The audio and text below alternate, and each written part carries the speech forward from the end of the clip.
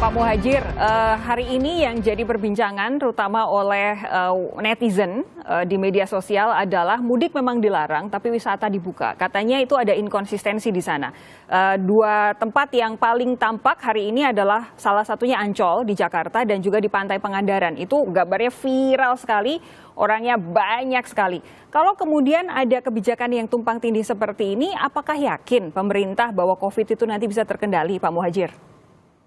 Iya, Mbak Sofi, saya kira masalahnya bukan inkonsistensi ya, tetapi memang kebijakan sekarang ini dibanding tahun lalu berbeda ya. Kalau tahun lalu itu dalam kaitannya dengan mudik ini adalah yang berlaku adalah PSBB, pembatasan sosial berskala besar, sehingga aktivitas-aktivitas yang berskala besar memang dilarang. Kalau sekarang ini kan larangan peniadaan mudik ini dalam konteks pembatasan mikro.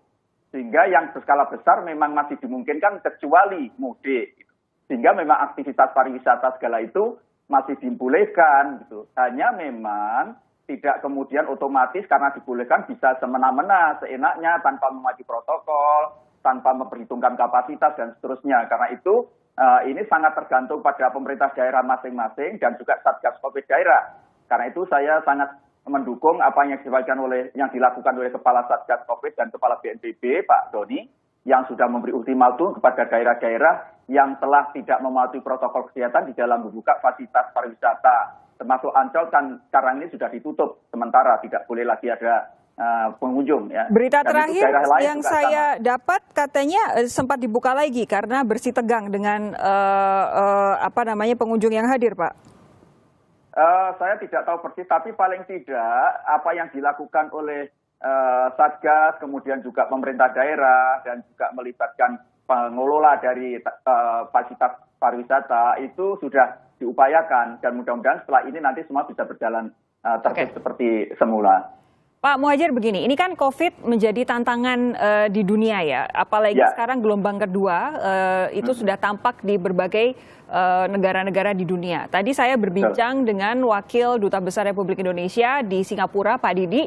Di sana mulai besok sampai dengan tanggal 13 Juni akan ada pengetatan secara parsial selama kurang lebih 1 bulan karena ditemukan 24 kasus baru COVID-19 dan ini varian yang terbaru. Strategi Singapura jelas, mereka langsung pengetatan selama minimal 28 hari. Strategi kita apa, Pak? Kondisinya kan yang terakhir Pak Budi Gunadi Sadikin sudah mengiyakan bahwa kita sudah kemasukan varian-varian baru, kan?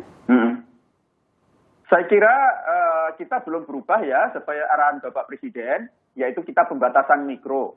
Pembatasan mikro itu artinya setiap kasus kita kejar pada level yang paling bawah, kemudian segera kita lakukan penindakan, mulai dari isolasi, karantina, kemudian tracking, dan kemudian testing, kemudian yang memang terbukti sakit segera diobati, sehingga dalam penetapan zona juga tidak dalam skop yang besar, tapi zona dalam skala kecil. Sekarang Bapak Presiden sudah menetapkan bahwa kalau di dalam RT ada 5 rumah tangga yang ada penghuninya ada COVID, maka itu bisa didatakan RT itu zona merah.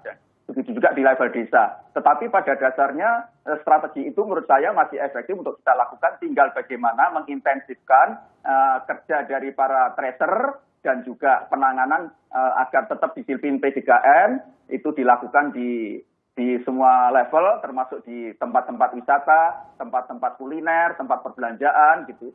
Dan ini tentu saja juga sangat membutuhkan tenaga yang ekstra. Dan dari Pak Menkes juga sudah merekrut lagi tambahan tracer.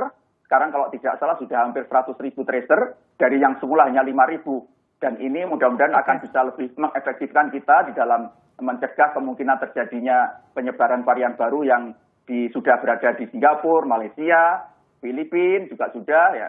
Dan mudah-mudahan Indonesia tidak sampai seperti yang terjadi di beberapa wilayah negara yang sangat parah ya. Saya kira itu usaha kita. Ya, harapan pasti harus selalu kita pupuk begitu ya, optimisme selalu kita pupuk. Tapi di sisi lain juga harus realistis.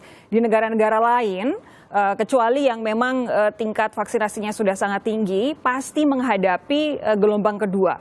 Kita belum tampak dari jumlah kasus harian selama ini, tapi bukan berarti 2, 3, 4 minggu ke depan tidak akan terjadi. Saya ingin minta Pak Muhadjir meyakinkan kami bahwa pemerintah memang sudah bersiap. Adakah persiapan-persiapan secara fisik yang dilakukan, misalkan menambah jumlah bor di rumah sakit, kemudian menambah jumlah bed di rumah sakit, kemudian mungkin kalau tidak ingin terjadi seperti India, mungkin stok oksigen diperbanyak, APD untuk para tenaga kesehatan diperbanyak. Apa Pak yang dilakukan Pak? 3 hari yang lalu sebelum Lebaran ya, saya masih melakukan pertemuan dengan pihak-pihak terkait berdasarkan laporan untuk oksigen relatif siap, kita tidak akan kekurangan gitu. Walaupun memang untuk produsennya sebagian besar di Jawa, di Pulau Jawa. Kemudian untuk penambahan bed pasti sudah dilakukan. Kita juga masih menambah rumah sakit lapangan, rumah sakit darurat, dan juga Pak Menkes juga terus berupaya untuk menyiapkan, mengantisipasi titik-titik yang akan kemungkinan diduga kuat akan terjadi penambahan kasus. Semuanya kita lakukan terus-menerus ini dan kita evaluasi tiap hari. Mudah-mudahan ya apa yang terjadi di tempat-tempat lain, di negara yang lain yang sangat memprihatinkan itu tidak terjadi di Indonesia. Dan kuncinya Mbak Sofi sebetulnya adalah semangat gotong royong kita. Ini tidak mungkin mengandalkan kerja pemerintah.